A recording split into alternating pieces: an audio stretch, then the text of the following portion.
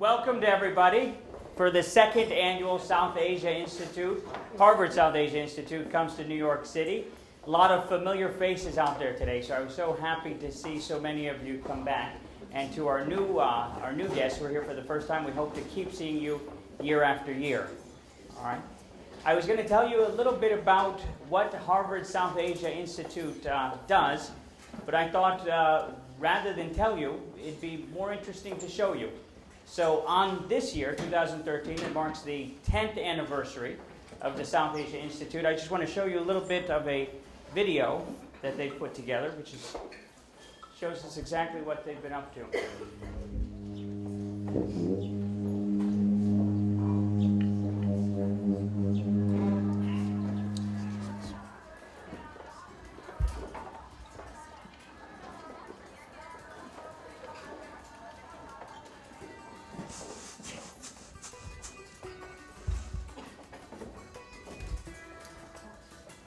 The South Asia Institute is an important function at Harvard because it represents the university's serious commitment to engage, I would say, for the first time in an institutionalized way, with the countries of South Asia. By my calculation, that amounts to almost 2 billion people out of the world's 7 billion. We become the hub through which various connections are made both at Harvard and also in the region. The South Asia Institute funds students to go to the region to get first-hand knowledge. My first time in India, and also my first time in Asia. Great, we can go inside. And how long has she lived here? Primary aim is to empower these communities to work with the government to kind of find compromises and collaborate on ways that they can improve their housing and living situations.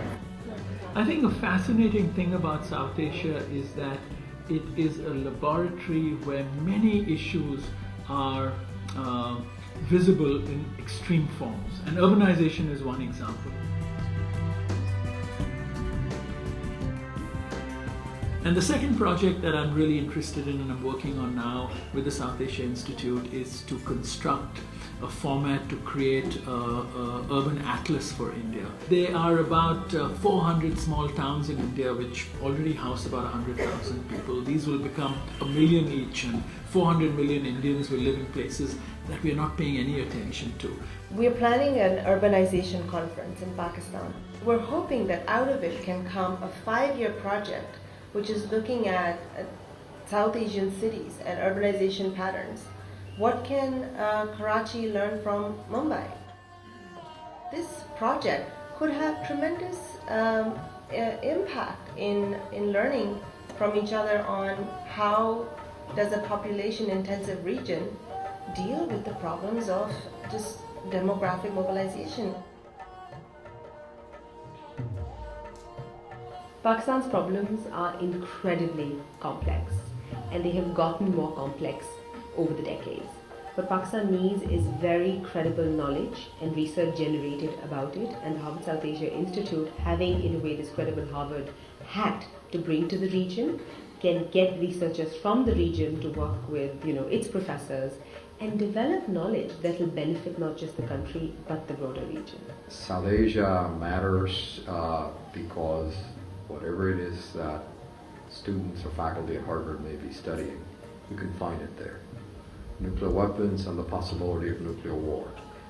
Impressive achievements in the construction of democracy with lots of problems, with a great deal of engagement and activity. Transformations in economic policy over the years and challenges at the present. Important accomplishments across the world of film and the world of the arts.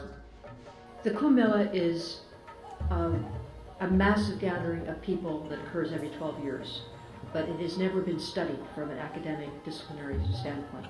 With the support of SAI, a number of disciplines around the university find ourselves able to go there, come back, create a picture of the Kumbh that is very rich in terms of its academic insights, vast in terms of its archival resources. India can learn from it because it's now a global good. Till then, nobody was reading this, not only in India but anywhere in the world. And whether it's business or in the non-profit world, we need to have this resource, this ability to turn to something that we believe is the number one resource in terms of knowledge, research, and solutions for South Asia. When I first came here, we realized that in order to do this project, we actually need a database of baseline data to compare before and after. I've been collecting this data. I've just been interviewing them, getting their whole background story from the first diagnosis to where they are right now.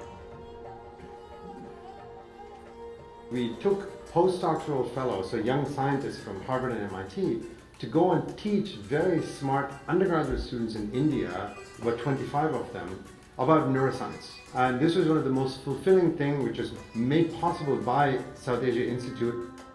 The goal of the South Asia Institute is to support our faculty and the scholars on the ground who are interested and are creating new knowledge, taking that and being able to disseminate it to the right people. We've learned that there's power in numbers, that from a situation where there was virtually no organized cross-university activity in South Asia 3 years ago, to a situation now where we have at least 5, if not 10, extremely large cross-cutting projects that span the pure sciences, the social sciences, and the humanities, is a testament to what we can achieve.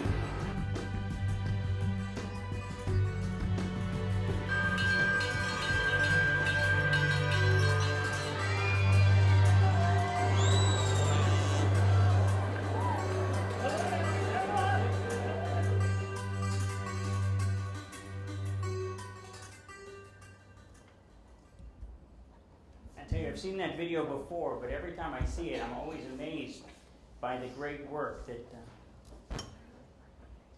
the great work being done at the Harvard South Asia Institute. For those of you that don't know necessarily the formation of it, it fills a need that's been there for decades. And what it does is it really is a true nexus for the Harvard community that's there, the students, the faculty, and its South Asian alumni around the world, and anyone with an interest in South Asia, including South Asians themselves. And it's a wonderful place. So if you ever find your way back to Cambridge, please look Mina Hewitt up tonight. We're lucky to have Mina Hewitt, the director for the SAI, with us.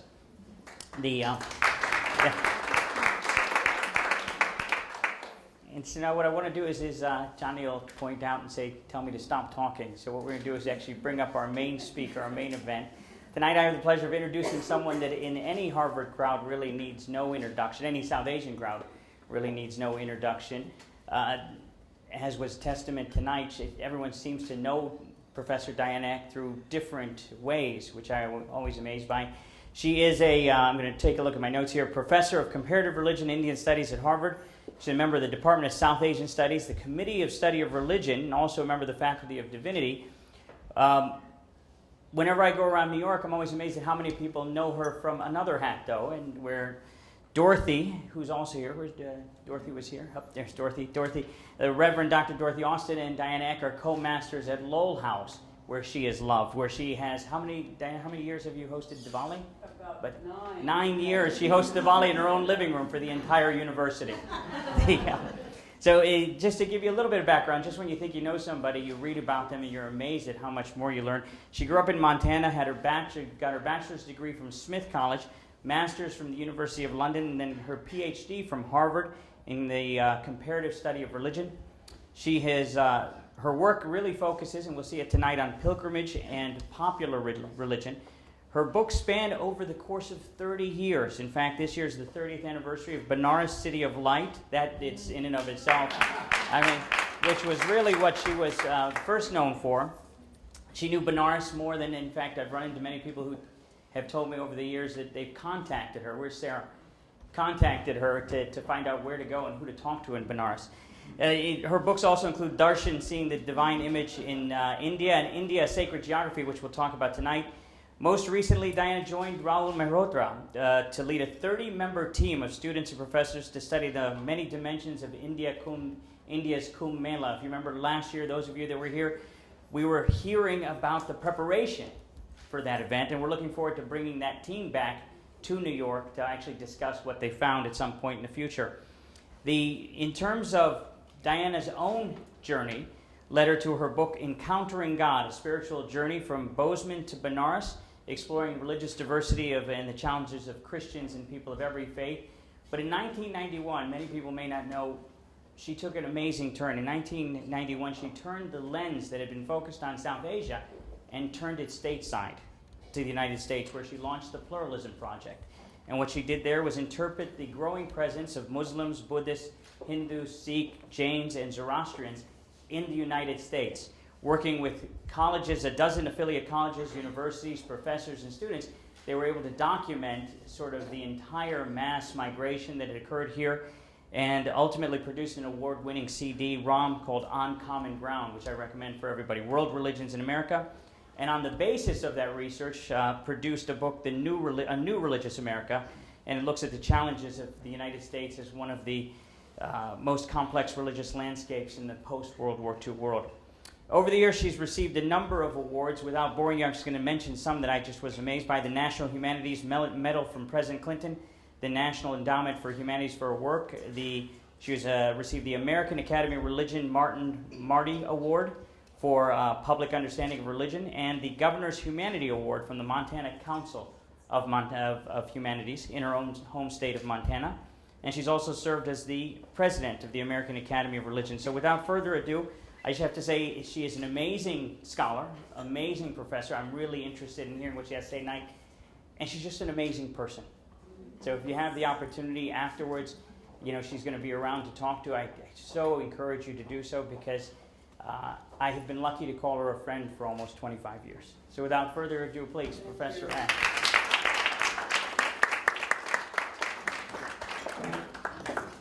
What a great pleasure to be introduced by Mukesh Prasad. It is true that we met when he was an undergraduate. He was sort of the engines of the early South Asian movement to get South Asian studies and a South Asian university-wide initiative going at Harvard. And I think I have letters from those times that he and his friends drafted to the deans and whatnot. So he has a lot of credibility, and certainly has been important as an engine for the work that we're seeing come to some fruition today. It's a really great pleasure to talk about my work here, because it actually does have, I'm going to just show you the two things that it is based on. One, Benares City of Light I don't have with me, but this is the new India, A Sacred Geography that came out a year and a half ago after many years of work, and I'm going to tell you a little bit about that work. And then transformed to the United States, A New Religious America. And these two kind of go together. India and America have a lot in common. They are, of course, two of the world's great democracies, that's for sure. They also are two multi-religious democracies, which gives some of the questions of both India and America as societies a kind of common ground today. So it interests me that I'm talking about both of them. I will confess at the outset that I have never actually put these two together in a talk in quite this same way. But I began my own work in India as a student, as an undergraduate student, in the 1960s. And I was posted to Benares Hindu University, where I studied and where I encountered this city for the first time, a city that was described by many Western visitors as like unto Mecca or Jerusalem, a place toward which all India turned in reverence and devotion, an embodiment of religion, as one person put it. Nothing like it exists on the face of the earth. And I felt that myself. It was, to me, as a kid who had grown up in Montana and went to a rather sleepy women's college in western Massachusetts, this was a real revelation. And I have gone back to Benares many, many times since then. I, too, had never quite seen anything like it here, the great Chet Singh Palace along the riverfront at Benares. And during that period of working on Benares as a graduate student, as a PhD student, writing my first book on it, I really had a sense that I was studying something that was vastly important and unique in some way to India and to the Hindu tradition. And as one sees the Ghats stretched out for nearly 3 miles along the River Ganga in Benares, there is a sense of the power and uniqueness of this ancient city. And of course, the narrow gullies and lanes that are busy with commerce and that are always sort of pointing in some way toward the river. They're as narrow as sidewalks and sometimes sunless and dark as its riverfront is radiant. And the riverfront is so radiant and impressive from the standpoint of the river looking at the ghats. It's spectacular. Here, of course, we're seeing something of Harishchandra Ghat, one of the two cremation ghats, and the smoking cremation ghats of Benares are present really morning, noon, and night. And this riverfront is the heartbeat of a city that never fails to leave a lasting impression. And through the centuries, this city has been elaborated as a tirtha, a crossing place, a place where one can ford the river of this ever-flowing earthly life to the far shore of immortality. And it is that sense of a tirtha that is so important about it. One feels that there. But my question began to surface as I studied this city. Is it really the sacred city or the sacred city of the Hindus toward which Hindus turn as Muslims do to Mecca, a hub of all of it? I began to doubt this. And though it was very important, I began to see in the course of my research there that this place is linked inextricably to places all over India. This is Prayag Ghat, named after Prayag, the city of Allahabad in its modern iteration, right at the center of the city. Like so many, one that is named to link it specifically to someplace else. And among its preeminent theological claims is that this is a place where death brings liberation. Kashyam maranam mukti, they say. Death in Kashi is mukti, is freedom. And yet Kashi also, I discovered, was really only one of 7 cities in India that are said to bring liberation, including Ayodhya, Mathura, Haridwar, Kanchi, Ujjain, Dwaraka, all of them seen as sacred in that same way. So it is one of the 7 sacred cities.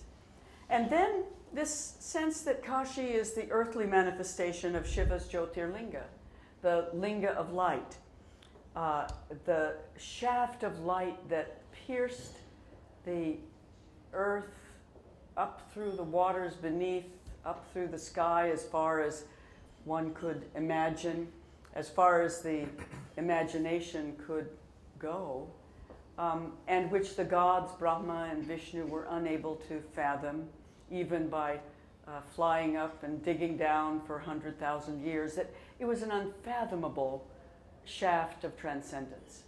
And here, in this place, in Kashi, a place where it intersects with the world we know. And so as a Jyotirlinga, this is a very important place. And yet, of course, just about anyone knows that I didn't know it then.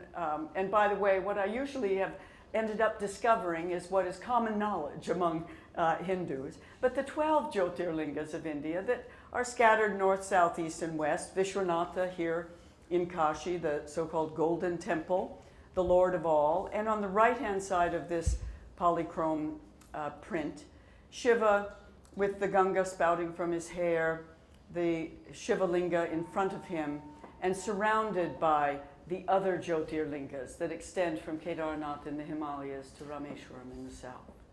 So it's one of 12. And of course, there are places in the way in which Indian symbolism works, in which all 12 can be worshipped at once. And this is one of them, in a temple in Kashi that is dedicated to the 12 Jyotirlingas. And not only that, each of the other 12 has another little temple somewhere in the sacred circle of Kashi. A funny little temple on a hilltop in the northern part of the city that is named for Omkara, Omkareshwara on the Narmada. Or Kedarnath of the Himalayas as well. And then there are all the goddess shrines, very important ones within the city itself, but of course I began to realize that they are linked in a network of goddess shrines, 51 of them, 108 of them, that stretch all across India, the Shaktapitas. There's a circumambulatory around the edge of Kashi called the Panchkroshi pilgrimage, and if people go to Kashi, it's certainly said to be famous. It takes 5 days and takes a pilgrim quite outside the urban area of the city. It's very much a pilgrimage phenomenon even today. And yet I gradually discovered that a Panchkroshi pilgrimage is part of the general language it's part of the grammar of pilgrimage in India. There's a Panchkroshi pilgrimage around Ayodhya as well. So I began to get interested in the fact that what I was seeing in this one city was part of an intricately interlinked and interrelated sacred geography. And that there was very little in this place that I could understand all on its own, that it linked out to many other places. And the same with the river itself, the river Ganga, multiplied into the 7 Gangas, the Narmada, the Godavari, the Kaveri rivers across India, each of which has a claim to a heavenly origin, as the Ganga fell from heaven to earth at Gangotri. The Ganga Avatarana was also repeated on the hills above Triambaka, where the Godavari River rises in Gujarat, or at Talai Kaveri, in the source of the Kaveri River in Karnataka. So the idea of the 7 rivers and many, many more in India was another piece that fascinated me. And of course, in Benares, the river itself, as with other tirthas along the river, is the altar. It's not as if, I mean, there are shrines to Ganga, of course, but the altar is really the river. The river is the icon, and these lamps of evening arati are lifted and offered to Ganga herself. And then, of course, the whole city of Kashi is duplicated. The creation of a sacred geography by duplication. Here, Kashi Vishwanath Temple along the Narmada River. Or here, the Gupta Kashi in the Himalayas on the way to Kedarnath. The hidden Kashi in the high valley of the Mandakini River. So one begins to realize that the linking of geography in India has created rather a remarkable landscape, linked, referential, interreferential. And it is a living landscape in which places are linked to one another and in which mountains, rivers, forests, and villages are elaborately linked to the stories of the gods. Every place has its story, and conversely, every story in that vast storehouse of myth and legend has its place. I began in this work then with the circumambulatory of India itself, very well-known Char Dham pilgrimage, beginning with the abode, the dham of Vishnu in the high Himalayas at Badrinath, not far from the Tibetan border, and extending all the way down to the southernmost dham at the antipodes of India in Rameshwaram, where a long spit of sand stretches out toward Sri Lanka. And then from the east in Puri, the great temple of Krishna on the eastern seacoast in the Bay of Bengal. And in the west, all the way across India on the tip of the Saurashtra Peninsula in Gujarat, the city of Dwaraka that rises from the sands of the Arabian Sea. All of those constitute a kind of quadrilateral that embraces India. And there are other Char Dham pilgrimages, by the way, very famous Char Dham of the Himalayas and others. But we're familiar with this map, as it is, of India, that sort of triangular piece of geography that seems to create a certain amount of unity. This one, a post-independence map that doesn't include Pakistan, Bangladesh, etc. But very much a piece of cartography that is the result of the adaptations of Western cartography. And of course today, digital maps are extraordinary and very, very important, but the maps that I'm interested in, and are the maps of the imagination, are maps that look like this and have been created in various places in India with a sense of the living landscape. Here, an image of Shiva stretching from the Himalayas to the southern seas, four-armed and very much embodied, not that Jyotirlinga shaft of light, but with the various important shrines, the power places of Shiva scattered around the landscape. And similarly, this one, this is actually a map of India in three-dimensional with the goddess on her lion emerging out of the landscape. And in many ways, the iconicized image of the map of India joined with the image of the goddess, with Bharat Mata, is in many ways the sort of flagship image of the Vishwa Hindu Parishad. And here it's actually in the headquarters of VHP in Delhi. So these are not modern icons. They come from an elaboration of sacred geography that is very old and has also been deployed in very powerful ways politically today. And one sees these kinds of images just about everywhere in India. One of my favorites is also a very controversial image, this one of M.F. Hussain of Bharat Mata, that has, basically was one of the kinds of images that caused him to have to take refuge outside India until his death. But a sense that India, as one scholar has put it, is not a mere congeries of geographical fragments, but a single, though immense, organism filled with one tide of strong, pulsating life from end to end. Landscape, then, is composed by pilgrims who walk from place to place. It is the linkage of pilgrims' footsteps. And that is part of the tacit knowledge that is passed on from generation to generation. People who have never seen the snows of the Himalayas and have never felt cold against their skin at all will make that journey into the topmost, the northernmost of the Jyotirlingas at Kedarnath. And here you see Kedarnath, and of course all of you know this temple remained standing, but was devastated, the whole landscape devastated by the mud and rock slides of last June. But this is the northernmost of those Jyotirlingas to which I traveled as I was seeking out sort of on-the-ground knowledge of what this linked landscape looked like. And the southernmost at Rameshwaram in Tamil Nadu, where pilgrims will make a linga of sand, invite the divine to be present, offer their worship, and then place it in the waters of the ocean. It's said that as part of a linked pilgrimage, one often brings waters from the Ganga to the temple at Rameshwaram to offer inside the temple, and brings sand from Rameshwaram back to the Ganga in North India. So those are the two of the great Jyotirlingas. And then in the middle, Mahakaleshwara in Ujjain, one of the most important and powerful of the Shaiva shrines of India. This Shivalinga seen in both its senses, highly decorated with shringar in the evening and open for worship, for people to literally come into the sanctum itself and make their offerings in the morning. And south of Mahakaleshwara on the Narmada is Omkareshwara, which I first visited in its tiny iteration in Kashi, in Varanasi.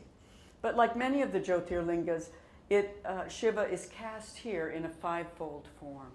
And that fivefold form here corresponds to the five sounds of that syllable Om. And here, another kind of schematic map of Om written on the landscape of that island shrine in the Narmada River, where pilgrim footsteps will literally trace the Om with their footsteps. And then, not so far away, above Nasik, is Triambakeshwara in the Western Ghats, where yet another of the Jyotirlingas is said to be present. And again, there's a temple there, to be sure. There's a temple down at the base of these hills. But when people talk about Shiva, they talk about these hills themselves as Shiva Swarupa, the place where Shiva dwells in mountain form. And the headwaters of the Godavari River is there as well. So this is a religious vision that is both oriented to the vastness of space and the specificity of place. The linga of light can't be fathomed. even by the gods. And yet it can be created out of little pinches of clay by this man on a sunny afternoon in the Narmada, and worshipped, and then committed to the flowing waters of the river. And that's a kind of symbolic apprehension of Shiva that is extraordinary in my view. And then there are, of course, the temples of the goddess, of Meenakshi in Madurai. These also, said to be the pitas, the seats of the goddess, they too perhaps are linked in an imaginative network, like Hadasiddhi Devi, again in central India, in Ujjain, or Sharika Devi in Kashmir. Hardly a well-crafted image at all, simply a stone outcropping covered with sindoor. And then there are other kinds of places that are literally representatives of where such and such happened. This is the place where Lord Krishna was born, and you can go in that door and under the sort of basement dwelling in what happens to be a mosque in Mathura to visit the birthplace of Krishna, where he was born when his parents were in captivity. This is the very tree, they say, in Vrindavan, where Krishna stole the clothes of the gopis and hung them on the branches until they came out naked before him. This is the very hill, the sacred hill of Govardhan that Krishna lifted with the grace of a little finger in one hand to protect the cows and the cowherd girls and cowherds from the torrential rains of Indra. And these rocks of Govardhan are said to be the swarupas, the very form of Krishna. So this is really interesting to me, that people who have worked in any part of India recognize just how animated a landscape this is.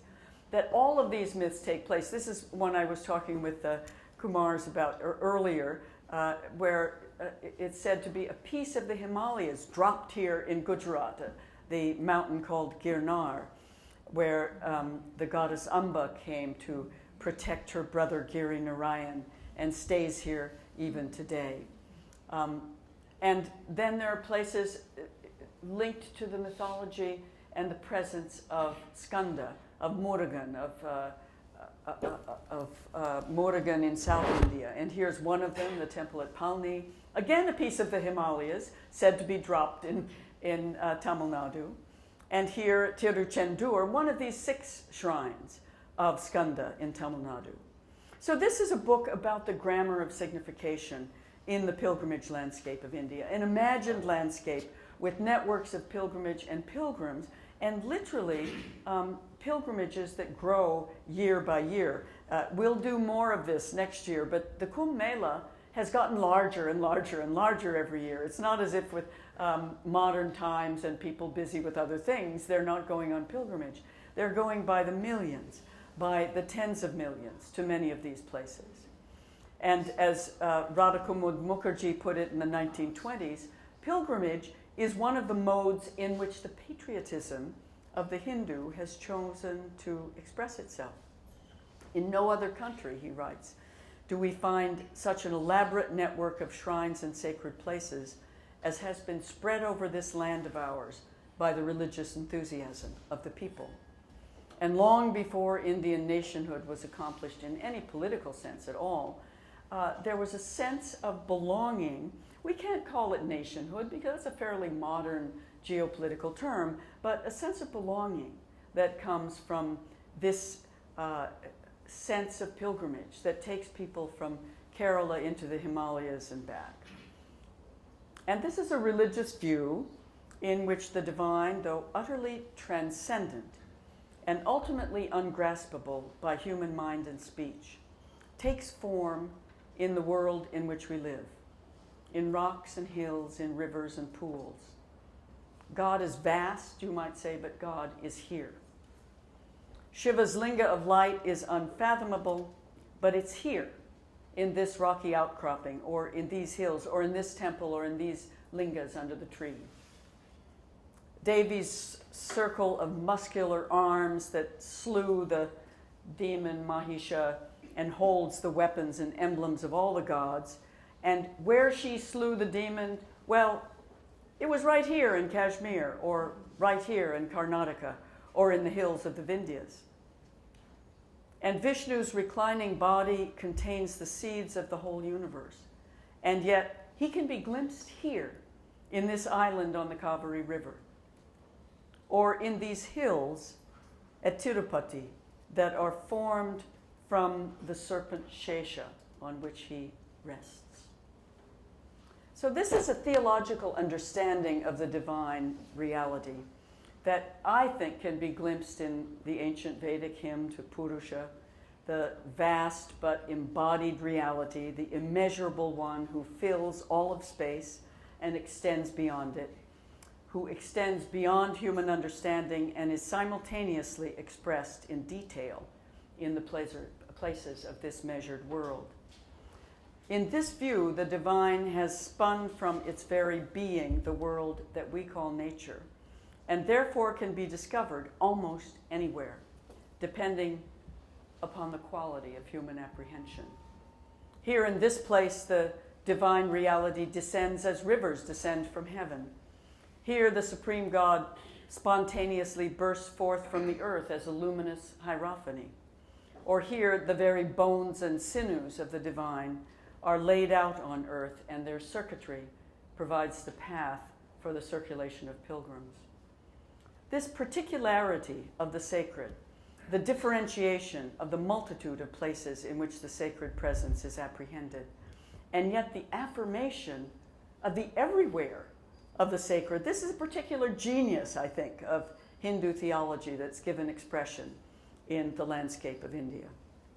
No one says it better than the poet saints of South India, who relentlessly praise the Supreme Lord, who is right here where the rivers meet, right here where the herons wade, right here where the hillock rises, right here where the palms sway over the estuary, right here where the mango blossoms are fragrant. The places that they praise are different, but the taste of the Lord, they insist, is different in each place. But each one is a beloved place, and each one enables the pilgrim soul to catch a glimpse of the vast reality of God. Now, I'm going to stop with my India part here, and then I'm going to take you on a little swift journey through the United States. Because all the while I was hiking in the Himalayas and doing this kind of work in my well-spent youth, I think, something else was happening in the United States. And that was that you or all of you or your parents were setting down roots here.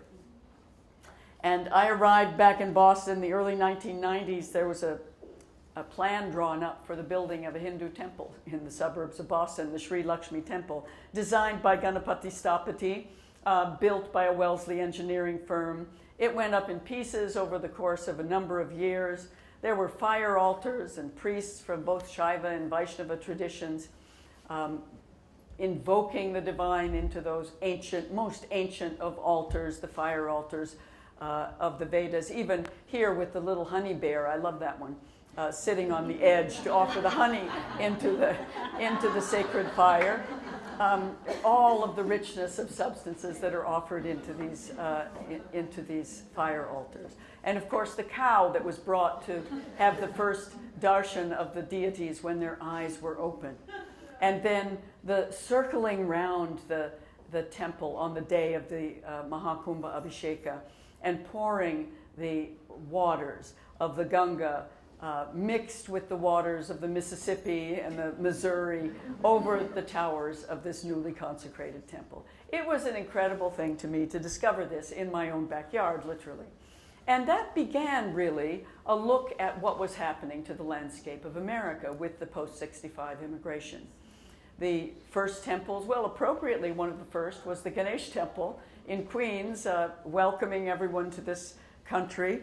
And that temple has continued to grow to this day. 1978 was its establishing.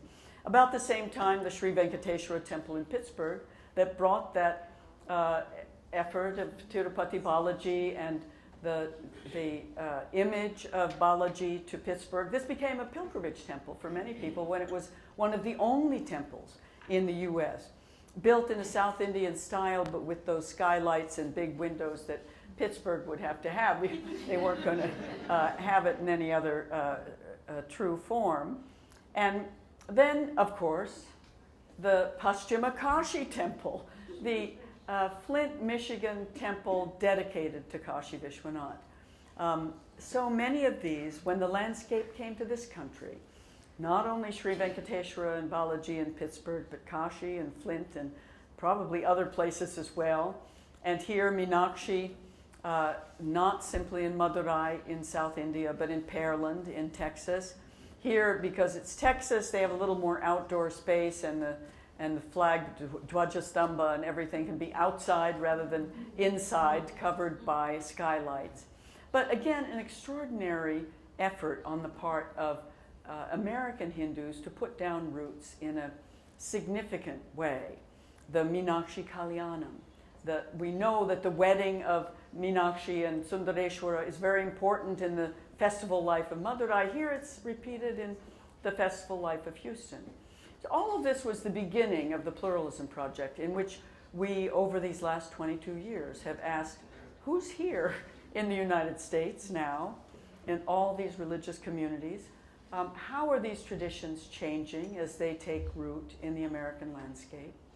And how is America changing as we become a much more truly multi-religious nation? And there's so much to say about this. Here, the Shiva Vishnu Temple in Lanham, Maryland, again, one of my favorites. We have an aerial view. You can see how large and complex it's become. This temple literally duplicates the sacred landscape of South India.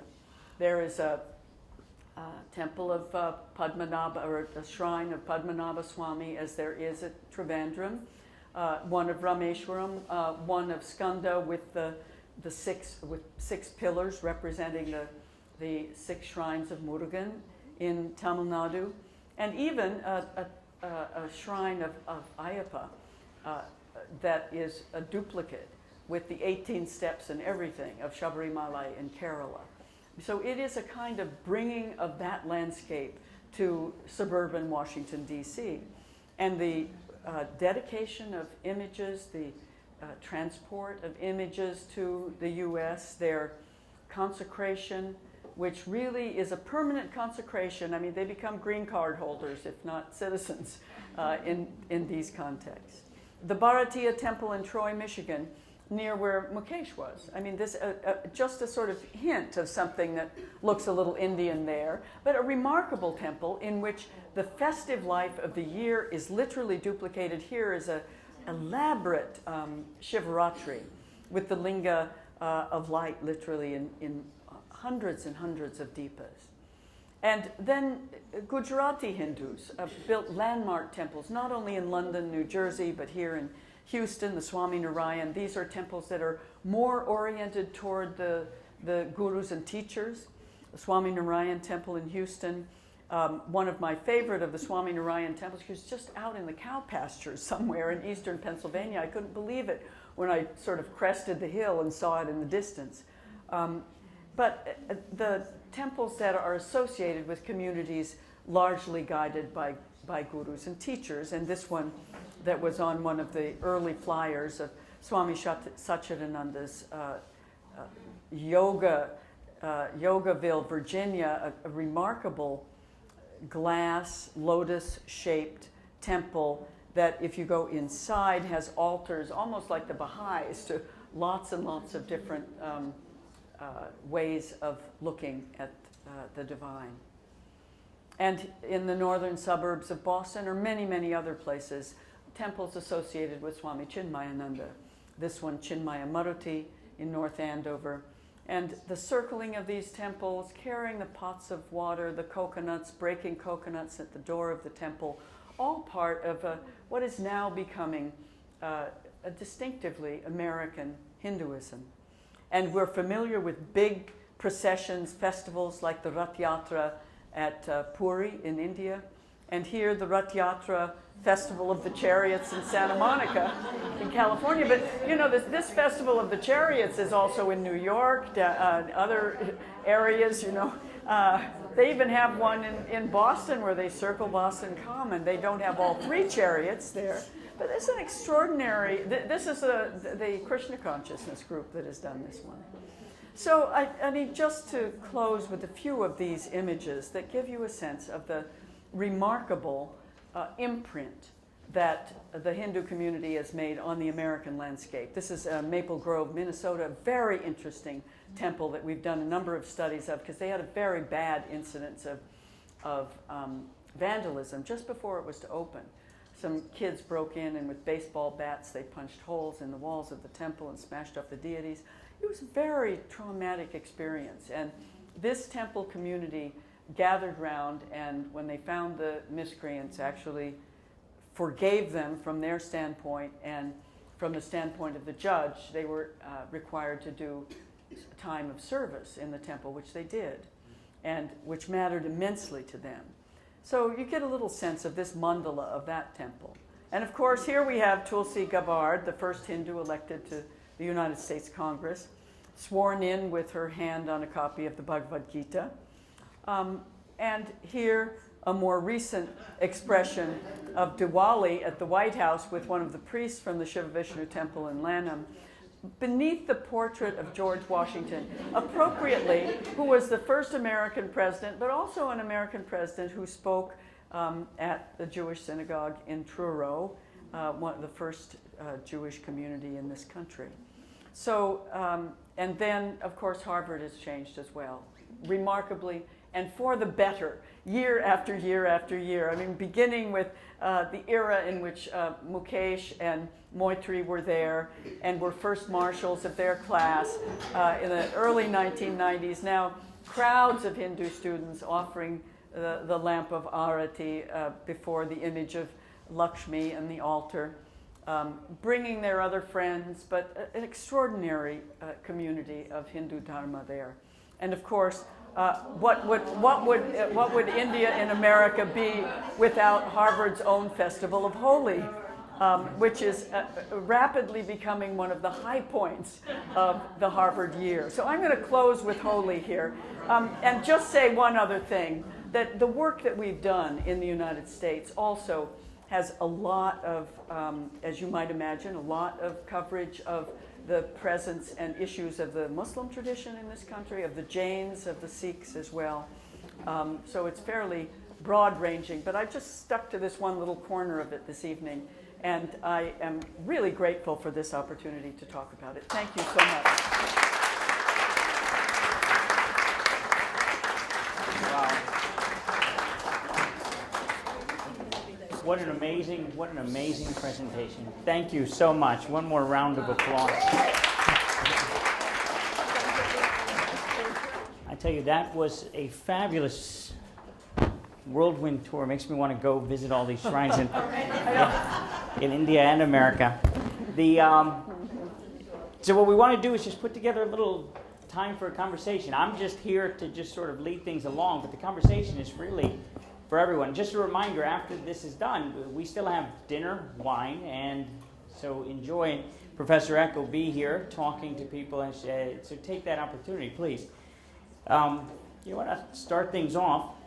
Yeah, I was going to start with who your favorite student was, but I didn't want to put all these people to shame. But I would love to hear your favorite pilgrimage site. Both in India and America, or South Asian America. I mean, my favorite in India, I suppose I still would have to say Varanasi because I love that city. But my favorite by way of visitation was Kedarnath. It was the most remarkable journey and one that you have to still undertake on foot. There are other places in the Himalayan tier of tirthas where you can visit by taking a bus to Badrinath, and you will literally choke to death going up those roads with all of the exhaust from the bus in front of you. But Kedarnath is different in that way. So it was an especial sadness to see the incredible devastation, the boulders that just thrown down the mountains from that big glacial cirque. The temple itself survived and will surely open this next spring as well. But I love that place. And one of the interesting things about it is that it's not only that place. They will say, oh, well, Shivji is here, but actually the real presence of Shiva is in the 5 Kedars that are even higher in the mountains. And I've only been to one of the 5 Kedars that would take you around some of the topmost mountains between Badri and Kedarnath. Yeah. Wonderful.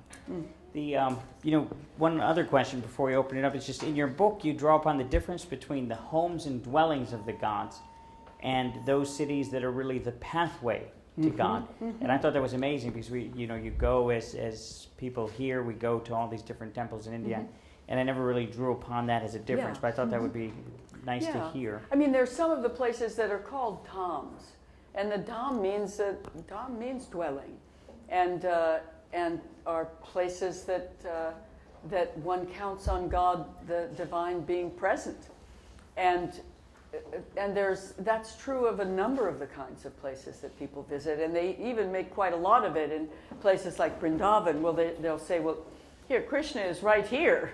Why do you want to go to Kashi where it's all, about the other shore and about transcendence, the sort of sense of real presence in this place.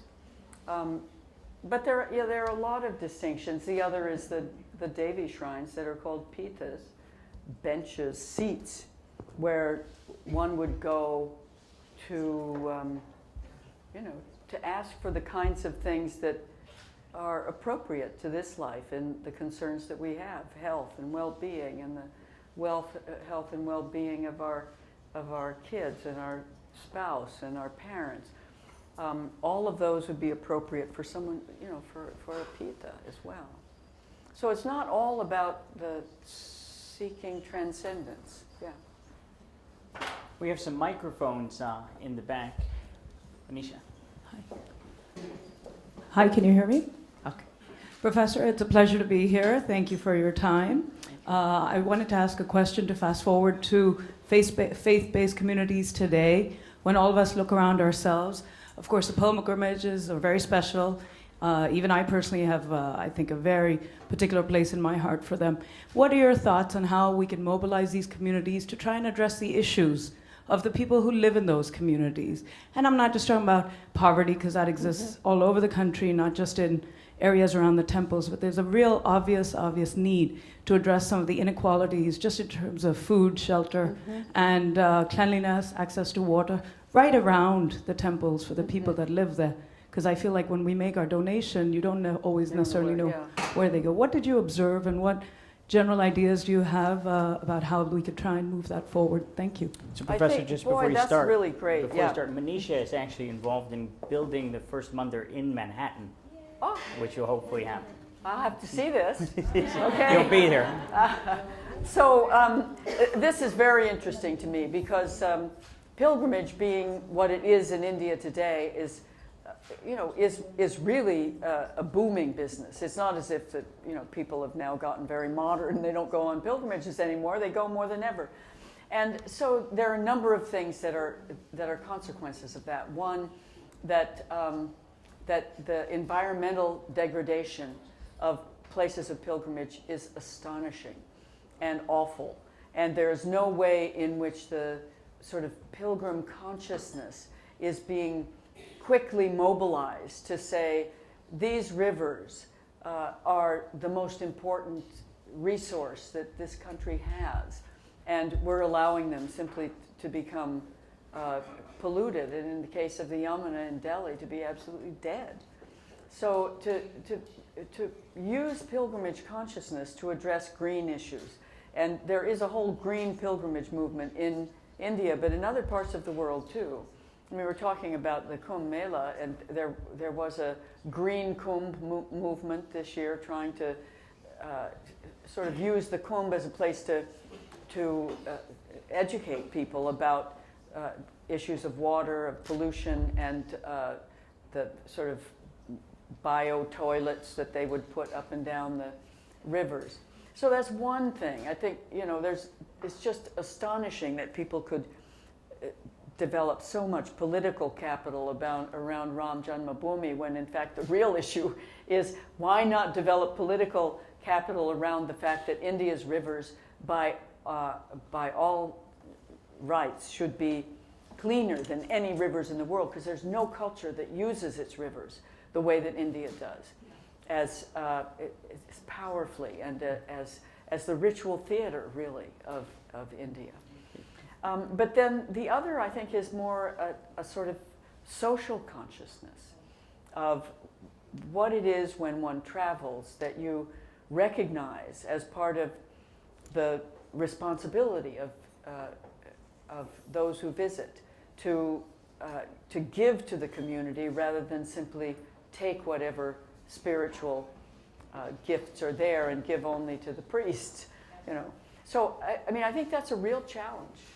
I think the more people travel, the more their eyes are opened to the world around them, and to somehow be able to draw upon that to create a wider sense of social responsibility would be wonderful. I mean, I will say that I think in India, there are probably more NGOs per capita than in any other place in the world. So there are many of them that could easily become more mobilized around the environmental and the social issues that attend these pilgrimage places. She had challenged, Professor Eck had challenged them to make the next Kumbh Mela solar. Yeah. I saw another question in the back. Yes. In your travels, have you visited the temple in Srinagar, where it is commonly believed the body of the yoga master Jesus of Nazareth is buried? Yes. In fact, it's a really interesting question. I write a little bit about it in my book, Encountering God, where I write in that book more specifically as a Christian. I'm a kind of odd Christian who's prayed in more Hindu temples than any living Methodist, I'm sure. But I did go to that place, of course, the place that is dedicated to the burial of Jesus, and it felt a lot like a dargah, or like a shrine of a Muslim saint in some way, and probably rightly so. And I liked it very much. But I felt it wasn't my Jesus. But then there are a lot of places I feel this isn't my Jesus, in the movies and other places as well. I think not really. But have you been there? No, I have not. Mm-hmm. Yeah. Well, there is a very popular book, Jesus Lived in India. And there is, just one other addendum to that. This goddess shrine, Sharika Devi, right outside Srinagar. The one with this big slab of stone, really, that is covered with sindoor. And going there, it was fascinating to me to see Hindus davening in the morning in front of this stone. I mean, it looked a lot like a Jewish congregation, sort of rocking back and forth. And so there's a little bit of a sort of residual sense that there's some linkage between this area and its further western counterparts, but that's just fanciful, I think. Yeah. You talked about the Hindu fold here, but we all know that there are many religions that coexist in India. Yeah. And insofar as linkages are concerned, have you looked at the linkages between the extension of Hinduism, whether it is in Buddhism or Jainism or Sikhism? Yeah, I mean, this is interesting because, there are many places in India that are seen as sacred places, tirthas and whatnot, that are really sacred to everybody. I mean, Girnar, for example, in Gujarat, that mountain shrine in Saurashtra, there's one pilgrimage that visits all the Hindu places, and it's also sacred to the Jains, and they make pilgrimage in the same place in virtually the same time. There are other places that, like Puri in Orissa, that's very clearly built upon a Buddhist substructure, and people say the same of Sabarimalai in Kerala, that they're, the Buddhist, all of these are Indic traditions in a way. They are interwoven in ways that that's hard to pull apart and say this is only Jain, this is only Hindu, this is clearly Buddhist, because all of those traditions were really braided together in India for a very, very long time. And, you know, I mean, Ayodhya, for example, is called Sakhet in Buddhist literature, and it's clearly an important place long before we knew it as Ayodhya.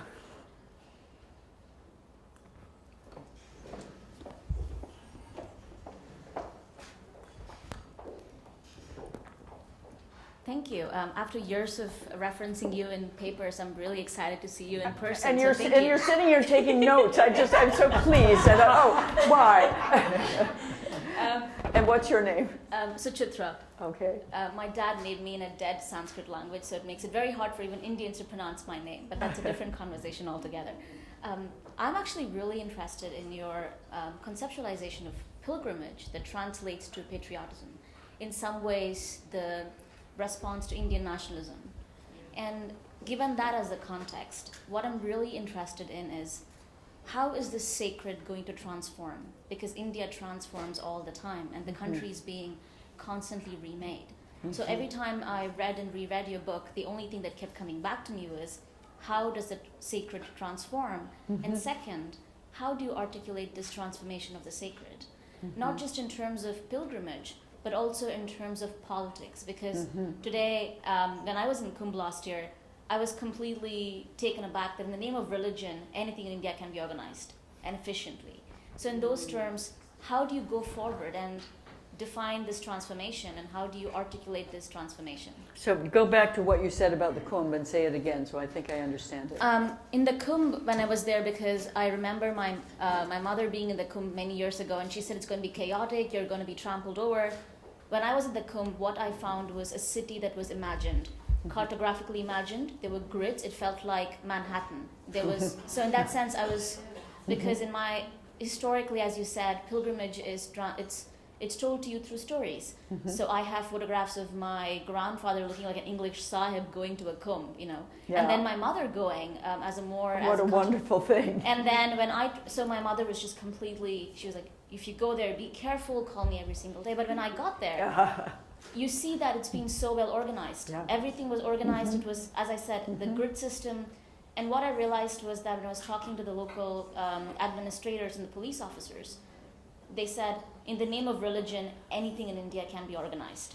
So the sense of sacred was somehow gentrified into urban planning. Right? So here the sacred is transforming in a way that we've never seen before. And I'm really interested in how you would articulate I think you've got a really great point there when it comes right down to it. No, it's really wonderful. You keep at it. I have a Kumbh Mela on my Google alerts now. I forgot to take it off after last February. So it's very interesting. Now, almost every day, I see a news story from Times of India or somewhere about the planning for the Kumbh Mela in Nasik, which is 2015. You would think it's happening in 3 months. The amount of press that it already has. So it is one of the things that, talk about transformation. I think there are many ways in which pilgrimage has been transformed by modern technology and whatnot. You can actually make a reservation. It's something, which to many people is just astonishing. You can make a reservation, and especially at a place like Tirupati, so busy, 50,000 people a day stand for darshan at Tirupati. But you can make an online reservation. Not for the queue necessarily, but for your place to stay there and whatnot. So there's much that that has changed.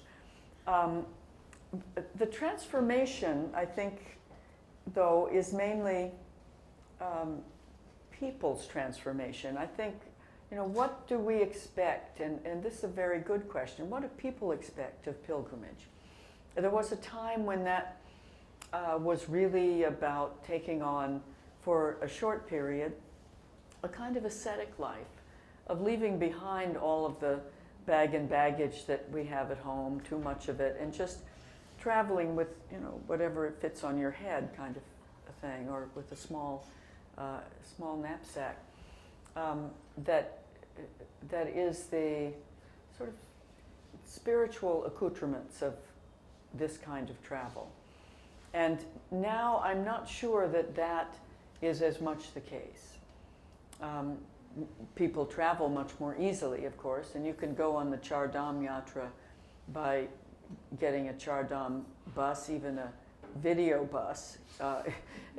God help us, you know, because there you are inside the video bus with videos going all day long on your way to darshan at these places. But that's a different experience. That's a very different experience. So, I think the fact that pilgrimage is on the move still in the modern world, and I'd say 50,000 a day at Tirupati, but in the pilgrimage season at Shabarimala, the last couple of years, the government of Kerala estimated 50 million people. And that's at a rather rural, forested shrine that is simply being trampled by its popularity. And you know, these are critical issues. They have elephants dying because they have plastic in their stomachs from people leaving stuff along the way. So I haven't answered your question because I don't know the answer to it. But I think to see how both this phenomenon is changing in the world we live in, and how we are changing, because we do have a kind of yearning to travel and to see and to be moved by places.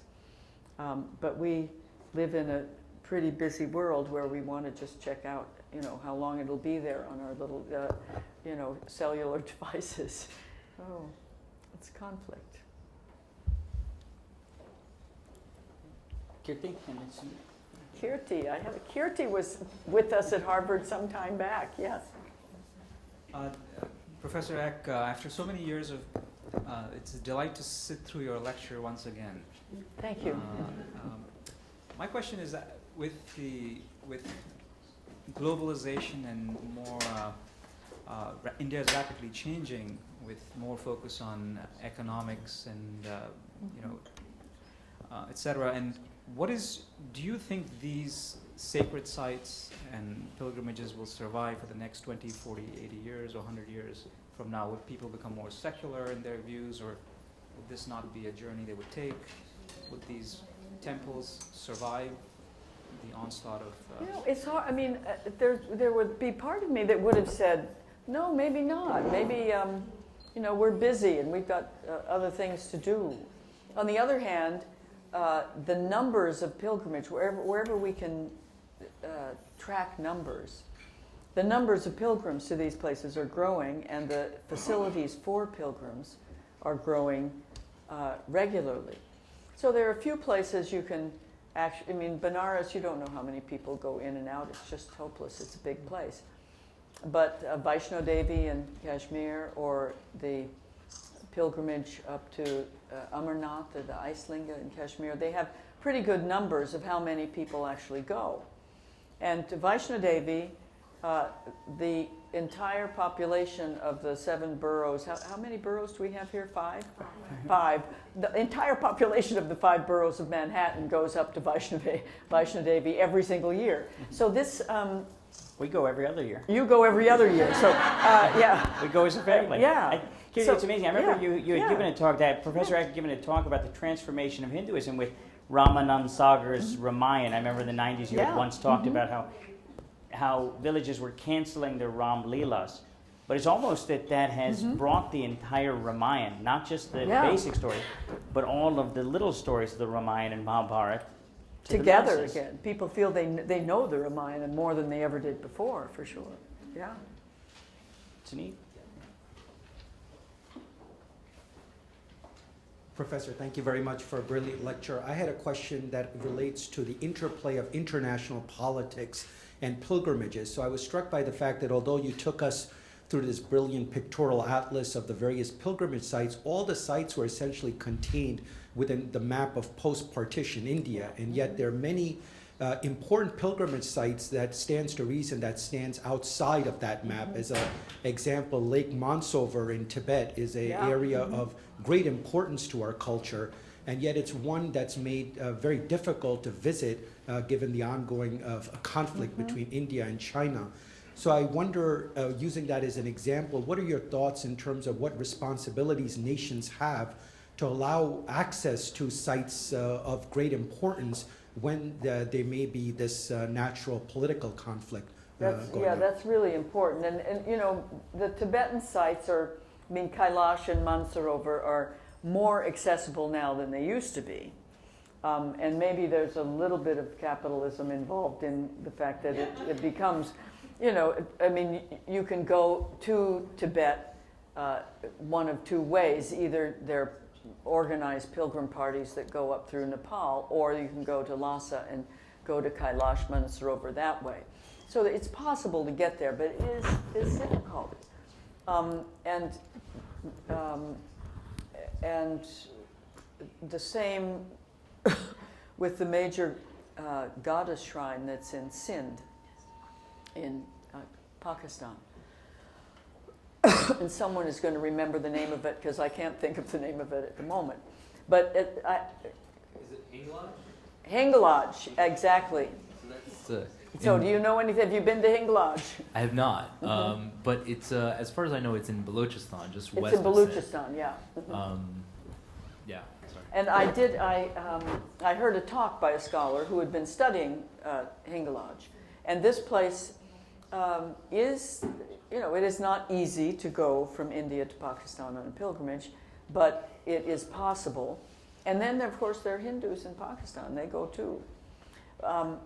But you know, there are unquestionably many places that have simply kind of fallen away because, I mean, if one were to go carefully through all of the sites mentioned in the Puranas or in the various texts that have to do with the Shaktapithas, for example, there would be many of them that fall outside the boundaries of contemporary India. Wonderful. So I think to draw tonight's formal portion to a close would be good. Again, Professor Eck's going to be here, but we have food, wine, and the nice part about tonight is really the informal interaction, the discourse we have together. First off, I'd like to just, once again, thank Professor Eck for coming out. I'd like to also thank you all. Without you all, these types of events don't happen in terms of just taking time out of your busy schedule on a Thursday night to come out here all the way to the east to this yatra to make it happen. I mean, it's wonderful to have this event. And again, it's the strength of such a showing that we can say that we hopefully will continue doing this, and hopefully Kirti will be with us 10, 20, 30 years. So we keep doing this here. It'll be wonderful. Also, before we sort of break up and you know, have food, drink, and more discourse, I want to give a couple other special thank yous. First off, to the group at SAI, Tarun Khanna, Mina Hewitt, Nora Magan. Where's Nora? Nora's still working up there. She is right there. And to the group at Harvard Development, we have Kashyap Choksi, who postponed his trip to India just to be here tonight with us.